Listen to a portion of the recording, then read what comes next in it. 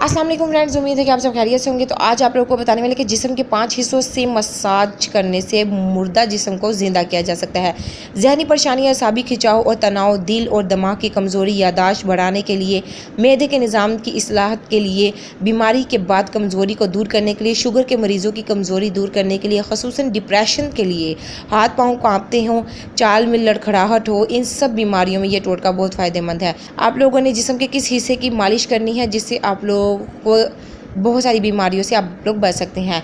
Number 1 पर है दोनों पाँवों के तलों की मालिश करना। नंबर 2 गर्दन के पिछले दोनों तरफ के पट्टों की मालिश करना। नंबर 3 कनपट्टियों की मालिश करना।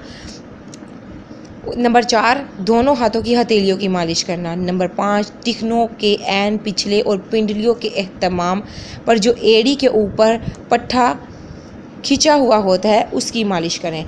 हर हिस्से की मालिश 5 से 10 मिनट तक करें। किसी भी तेल से हल्के हाथों से करें। अगर बादाम रोगन खालिश मैसर हो तो बेहतर है। रोज़ाना सुबह शाम मालिश करें। मालिश के फ़ौरन बाद गुस्ल ना करें और ना ही ठंडे माहौल में बैठें। तो आप लोग देखेंगे कि आप लोगों के जिस जिस्म का हिस्सा डैमेज होने वाला है या वर्क सही तरीके से नहीं कर रहा, तो आप लोग उस हिस्से की इस तरीके से मालिश करें तो इंशाल्लाह ताला आपको बहुत ज़्यादा फ़ायदा होगा। आप उसका रिज़ल्ट खुद अपनी आंखों से देखेंगे।